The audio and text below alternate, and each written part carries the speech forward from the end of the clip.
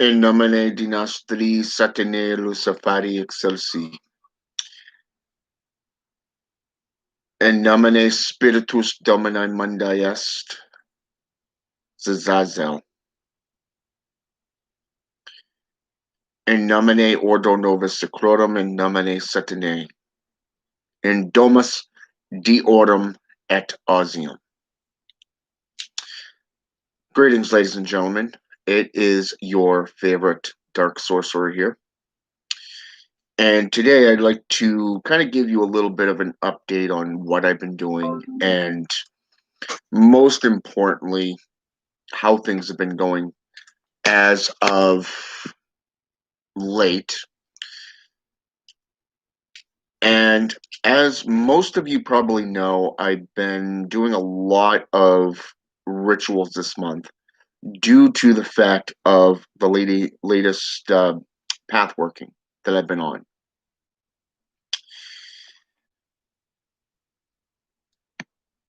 So there are two altars that I've been working with, one more than the other, especially this month. Normally, I would be in my sanctuary, I would be lighting the candles, the incense, and really getting down to the nitty-gritty with the rituals, petitioning the spirits and calling them forth through evocation. Except for this month, starting back about 5 days ago, I started going to the cemetery on a full-time basis, night by night, every single night around the same time frame. And I've been bringing my altar supplies with me, and I bring them home with me. I don't leave anything there. So there has been a couple of questions that have been brought up to me, and I've been kind of contemplating on them as I'm doing these rituals. More so, I'm continuing to put the petition forth for the title that I've asked for, and I've been asking them to challenge me, to prevent me from going there, to do whatever they have to do to prevent me from going there. Okay, outside of terminating my life. Okay, so they have really been beginning to challenge me quite heavily, and I must say it's very fascinating to see how they can manifest their will right in this world, in our reality. More so, the tapping into the natural currents while sitting on the steps or the foundation of a sanctuary, a like say for an example a mausoleum, or that of say a constructed foundation with four walls with a small entryway. It's almost like looking at a throne room, which is very, very fascinating and very, very powerful because you're trapping, you're tapping into that energy and you're leaving that gateway for them to come through to work with you. So I've been doing a lot of these necromantic rites lately, and I've been calling upon the entire tower of Atropi, from Zazazel, the buried king, down to Zashira, the witch of the vile depths. More so, I have also been calling upon Hecate in her current as the goddess of witchcraft, ghosts, and necromancy. Very, very powerful sorcery. And I actually posted a small tidbit of a ritual I did just the other night on my Messenger. Well, not on Messenger, but right here on my YouTube channel. I did the same thing with the Dark Sorcery channel, And most importantly, on Facebook. And a lot of feedback has come back stating that it was a very intense and very powerful ritual that I was doing. One individual in particular described it as almost a tunnel effect. While I was chanting Zazazel's name, it was almost like it went into a tunnel effect, and there was a lot of growling taking place. I was right there and I didn't even pick up on this. I didn't even hear this. But the camera and the recorder definitely picked it up. It was unique. You know, it's things that you don't expect to catch, especially with paranormal or supernatural activity. And in this case, working in a cemetery, performing the summonings of evocation and invocation, inviting these restless and wanderers, not just those who are wanderers and restless spirits, but also those who are the physical dead, to manifest themselves and to come to you, to commune with you. It's things that are very beneficial in a long run. And while I was there last night, I ended up going into a different section of the sanctuary. I wasn't in my normal location, and the spirits led me to this. Normally, I'd either be chanting and wandering around that cemetery, or I'd be sitting there in my that one place where I'm comfortable. But in this case, I was led to a different section, a much older section of this sanctuary, this cemetery, and it was the rituals. As soon as I started chanting, as soon as I started calling on Hecate, I noticed flashes of light. I noticed the variance in the light around me.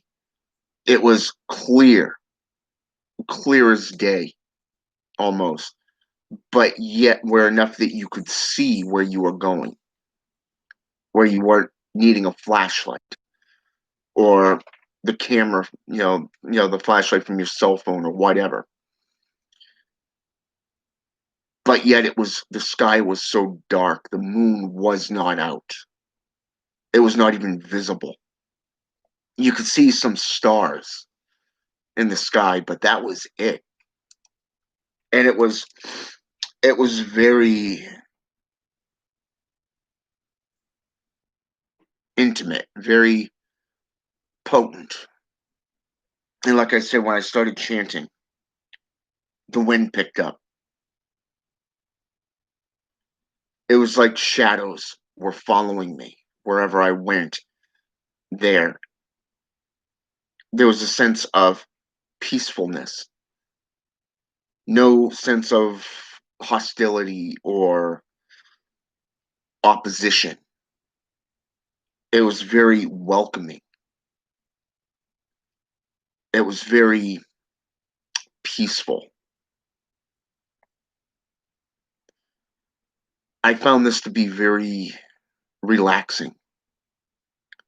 I spent roughly about 40 minutes just chanting and walking around the back lot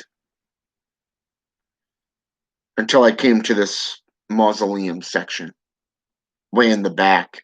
It was way up on a hill. All these tombstones from around the 18th century were there. Very peaceful, dark, had woods all around, but yet the further back you went, the less gravestones, but yet you're still seeing gravestones. And don't even get me started on the scent, smell. Way in the back, it was this mossy type smell, almost like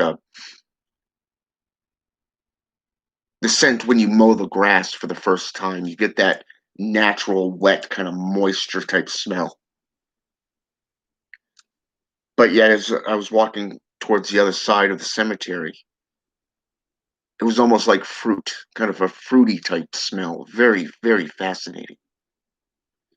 I stood there for a moment just looking around at the ground because normally when you get that kind of smell, there's some kind of bushes around, like berries or like lavender type flowers. But there were none of this stuff. Just trees, grass that hadn't been mowed, and tombstones. So I continued. I walked back up that hill. I turned and walked back up the hill and continued chanting.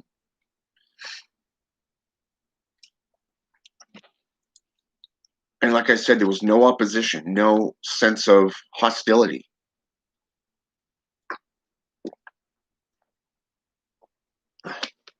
I actually sat down in front of the mausoleum, right on the concrete slab by the steps, facing the lower section like a king, like a lord of the grave would do, looking over his subjects, his minions. But in this case, the petitioning is to have a title bestowed upon you by the denizens of that cemetery.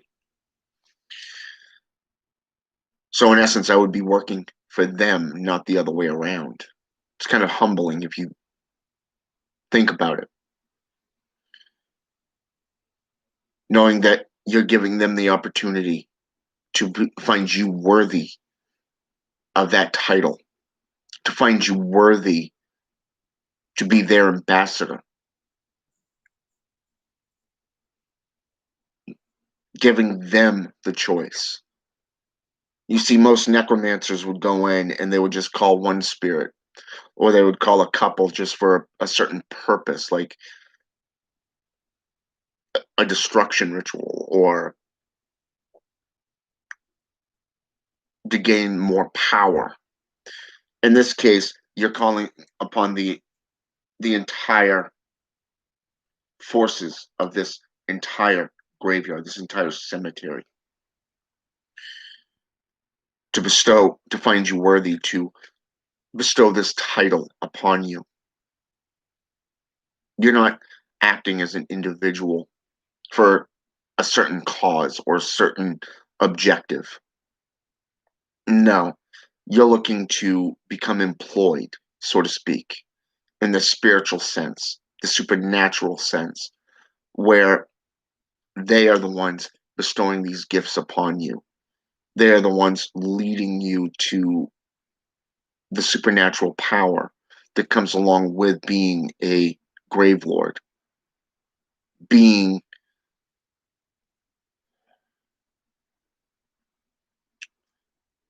given the dark totems that are from that cemetery that links that cemetery to your personal altar. Now, personally, I haven't been led to one of these dark objects yet, but and this title has not been given to me yet because the ritual is still going on. This particular ritual is 31 nights. It's an entire month. More so, it is 3 nights beyond that. So when you're looking at it, it's the overall 34 nights ritual, just back to back rituals every single night. You could be working 12-hour shifts at work, and then you come home, have a couple of hours to yourself, relax, and then go out on foot or to drive there and to perform these rites.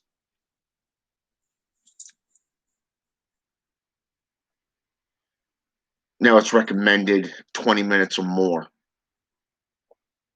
at least no more than 20 minutes. But when you're there, it's and doing rituals, it's so peaceful that you put on a demonic end, like say the end of Hecate, and you just or you're playing the music from the Mazagir Cabal system, and you're getting into say just music, the music that you normally meditate to, like say Viking drums or necromantic music, or that of say just everyday music, like say from Omnimar or Disturbed, maybe Korn, Rob Zombie, or Nightwish. You know, music that helps you relax and get into that alpha frame of mind where you're able to go into the astral projection. You're able to go into this meditative state and just relax and just continue chanting and prove yourself worthy to these spirits. These this is the type of work that a grave lord would do. It's not the work of a necromancer because you're looking to become rooted in that community. You're looking to be an ambassador, a spokesperson for that cemetery, and you're able to go with your mark and place your mark in other cemeteries as well, from what I understand. And you're able to bring that cemetery into the fold where you are also recognized as a grave lord, and you're able to take over that, and it becomes part of your kingdom. These rituals are becoming very relaxed, very welcoming, very intense. Now, I wanted to record one of them because of the fact that of what I've been feeling, and of course, it was for a different group, so the Dark Sorcery channel. So I figured, what the hell? They've been asking for something dark. They've been asking for something um, ritualistic. Well, you got what you asked for. You know, it wasn't show and tell. It wasn't something that was considered watered down or showmanship. It was an actual ritual that was performed. It was an actual summoning, and a lot of people that have come to me have said that by far that is the most powerful ritual that was performed. That was the most realistic, powerful, and potent ritual that was ever recorded. Now, personally, I cannot speak to that because of the fact that I've seen a few rituals on necromantic rituals on YouTube. I have friends from South Africa who are into necromancy. I have friends who work with the dead worldwide. People that come to me, they say, well, that is the most powerful ritual that I've ever seen. Well, okay. Have you tried somebody else? Have you looked at, say, these people or these ones? Have you looked with Bokor from Vudan? Or have you looked at the dark witches who work with bones and bone casting? Like, say, the Norse witch, the Hexa, or the Strega, or the AJ, in Africa. The Italian witch, the Strega, the Swedish witch, known as the Hexa. These are old terms and old definitions that were titles given to these sorcerers and sorceresses throughout the histories, going all the way back to the 6th century, you know, BE or BCE, and it's a lot of people have forgotten this stuff. So when you're learning, when you're opening yourself up and you're doing these rituals and you're allowing these spirits to teach you, not using them for personal gain or anything, you're just there and letting them guide you, let them teach you, let them educate you, let them bring everything that you need to you for your sorcery and for that path working that you're working on. That I would have to say is what separates a necromancer from a grave lord, from those who are showboaters, those who are egotists, and those who actually are practitioners. Okay, you see, separating these from the real, that's what it's about. That's showing the work, showing what it entails, and seeing. It's one thing to be told like I'm doing now, okay, where I'm telling you about what people have been saying and how it's making me feel by going to the cemetery and doing these rituals night after night while performing the black fast. I'm at the point right now where I'm eating about once a day, if not 1.5 meals a day right now, because I've been dwindling it down over the last couple of weeks since this was put in front of me. I stated my intent, and then I came back the week after, and I began these on the 5th, and I've been doing these rituals ever since. And here we are on the 10th, going on the 11th, and I'll be going out tonight doing the same thing. Hey, Nikki and Morrison, Pagan Circle, how you doing? So you see a lot of these showboaters and these egotists on here on social media today. They're only in it for popularity. They're in it for numbers.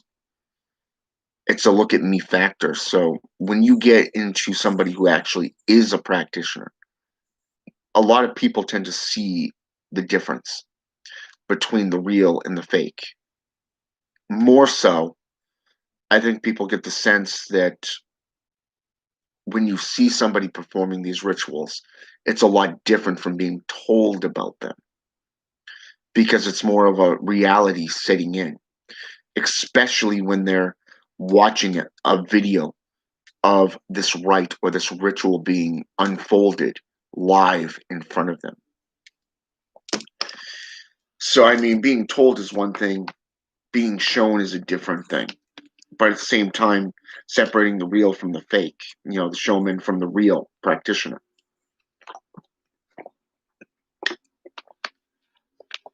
In the Book of Darkness, put out by E.A. Koenig,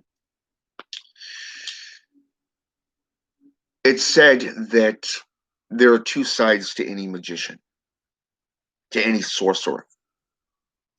On one hand, you have the man that lives in the world, providing for his family, providing for his household, doing everything in that factor.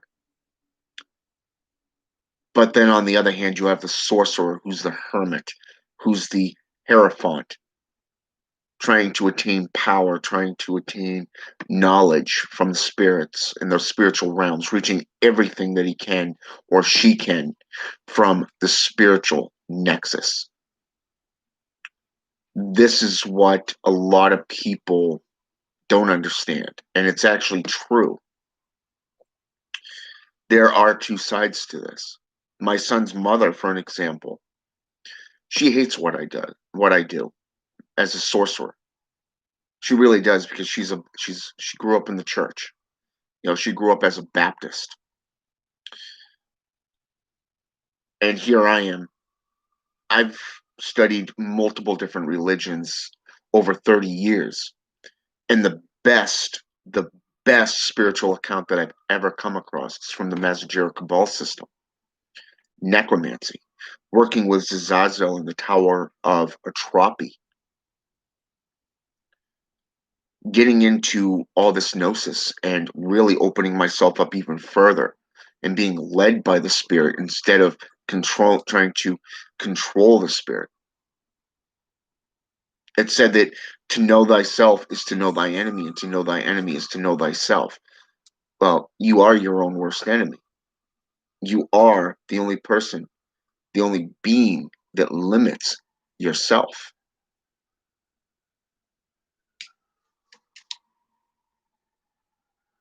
One of the questions that have come up is, don't you feel like you're violating, the cemetery? Do you disrespecting the spirits? The answer is no, because you're not walking on somebody's grave. You're walking around the graves. You're walking in amongst the graves, but you're working with them as a revenant. You are becoming the haunting factor of that graveyard. You are the one that has gone to these spirits, petitioning them to lead you, to teach you. And the question that followed this, well, do you think I should do this or do you think I should just do that? Like for example, an apprentice of mine came to me and said, there's a trail that's right behind the cemetery and you have to go through the cemetery to get to that. I've been very hesitant. Do you think it would be okay if I went in there and ran around, and down into that pathway? And I told him, I said, why don't you go into the cemetery? Just step into that cemetery and petition the spirits, night in and night out. When you get in there and you petition these spirits and you're utilizing their wisdom, playing by their rules, you're able to gain that sense that it's okay or not at all because you're giving them the choice. It's free will. More so over because of what my apprentice is into, it would be a great thing for him to do. At least I think. But he has to do what feels right for him. Just like it would be just what feels right to you as the practitioner, how far you're willing to go and what you're willing to do to to achieve this type of gnosis, this type of ritual work, this path working. And it's so, I mean, if he went in and he petitioned them and said, hey, is it all right if I come through here just to get to that trail? I'm not trying to disrespect you. I don't want to disrespect you. I just want to get your permission before I do something like this. Well, guess what? You're giving them a choice. You're giving them the chance to say yay or nay. Okay? And you are right there, Nikki and Morrison. Pagan Circle, which is why when you go to a graveyard, you leave an offering to be respectful. What's ironic that you brought that up is even in the Blood Sorcery Bible, Volume 1, Sorceress Cagliostro, the necromancer, who was also a blood sorceress, she discussed walking barefoot in the graveyard, making little slits in the bottom of your feet just enough to let some blood out and do some bloodletting. And as you're walking across, you're giving back to them. And yeah, I mean, it's not just pennies, though. I mean, you consider a lot of the mythology, like say in Greek mythology, when you petition the ferryman, the boatman himself, by giving him a coin. The Day of the Dead, for an example, in Latino and Mexican communities, for an example, placing coins over the eyes of the dead so they can pave their way to Shinron, the ferryman, to pay their way into the underworld. There's a lot of myths and a lot of legends that deal with just metals. And it's amazing to see the cultures because not every culture is the same. You consider in Viking lore, they would actually wrap, almost mummifying their dead in some cases, whereas other cases they would place them on a small raft with their sword in their hand, their arms crossed, and they would push them out into the lake or the river, and they would shoot an arrow after it's been set on fire to burn them. to send them on their way. Egyptian, the Book of the Dead, mummifying. Same exact thing, just a different culture. Tibetan Book of the Dead, reanimation, the the following of life versus following death, and death following life. So many different cultures have so many different perspectives on death and dying, working with the spirits themselves from enlightenment to ascension. It's very enlightening. So to work with the dead, giving them an option, giving them, you know, keep, giving them offerings. The big thing that I've found since doing these rituals is keeping your word. When you promise to do something, you do it and you follow through on it. One of the ritual that I've been doing, you have to be there within or around that same hour, night after night after night. So normally, let's say for an example, if you show up around between 10 p.m. and midnight, which is the witch's hour, versus say meridian, which is 12 to 3, okay? The devil's hour, and you show up around that time frame, you want to stay around that that time frame so that the spirits will be there, and they're prepared for you to test you, to try you. So I mean, if you show up at, like, say if you leave your home around say 7, like say 10:30, and it takes you roughly about, let's say about 10-15 minutes to walk 2 miles. Now this is just taking your time. I mean, I can run 2 miles in about 12 minutes. Okay,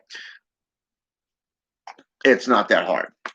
It's not running a marathon, but it's enough that you're working those spirits. You're testing yourself. But when you petition the spirits to prevent you from going, like the other night, I did this live ritual, like I said. Now I said about 10:30 is when I was going to do this right. Well, I ended up with having to take a detour because of road construction. Okay. So I was about 46 minutes late to doing this ritual. So I ended up having to set up, and I was later than I wanted to be there. But when I walked into the graveyard, I apologized to the spirits for being late. And then, I had to take a detour because of this. Because there's number one, you don't normally see people late at night on foot, and you don't necessarily see people working on the roads at night a lot of the time. So in this case, number one, you had road construction. Number two, you had somebody walking, and you really don't want to, make, how should I say this? You really don't want to make notice of what you're doing or why you're there in that area. So it's best to be aware of your surroundings. So when you finally get in there, offer an apology for being late. But hey, I'm here as promised. Okay, number one, you're setting that trust. You're setting that standard of, yes, I am serious about why I'm here and what I'm doing. Number two, you're also being tested. They're testing you. So yes, number one, that was a test. Number two, yeah, I had a detour and I had to apologize to him for being late. But I went in, I set up, I turned on the camera, I started recording and I started petitioning. I started chanting. I called on the grave lords, the graves, called on the entire thing, the entire graveyard. Put my petition forth again and again and again, night after night. And each time I'm getting to know my graveyard even more. But I'm also starting to see changes within myself. And it's only been 5 days. It's only been a week, just about a week now.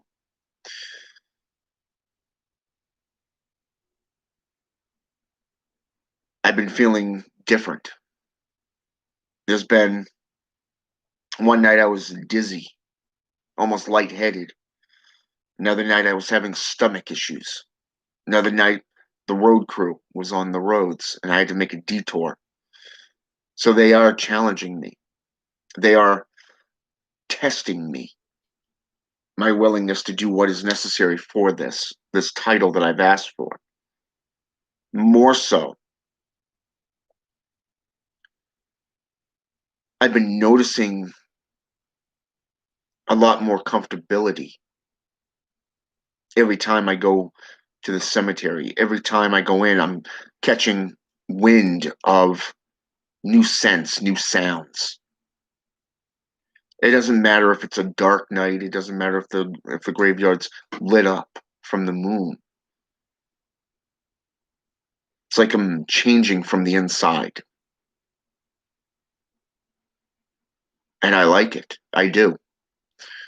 They say that you're pushed to the brink of insanity within it. That you'll see different colors, things that will supposedly distract you within these rites, these rituals. And it's true. I've seen flashes of light so far. I've seen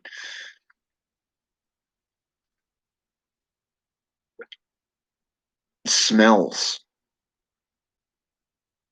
sounds.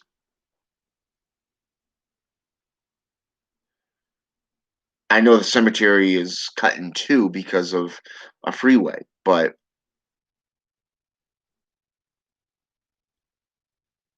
I found a lot of things there. And I'm eager to finish out the month and to see what else they bring into my view, into my world. I'm still hoping that they will lead me to some power source, some dark totem, like say granite, broken granite, or maybe a tree, or you know, a stump of some kind that will be that link between the cemetery and my personal altar. Because it's said that the more you do it, the more gifts they offer up to you. Well, I'm definitely eager, and I'm definitely interested in seeing this stuff. More so, I want to be that ambassador. And I definitely want to be that grave lord. Just lay down roots there. So yeah, I'll be that revenant. I'll be that reaver, that wraith, that haunting factor walking amongst the graveyards. Yeah, I'll be that person. But I just wanted to jump on here and kind of talk a little bit about the rituals that I've been doing and the questions that have been brought up to me. One of the questions that was posted on Facebook was,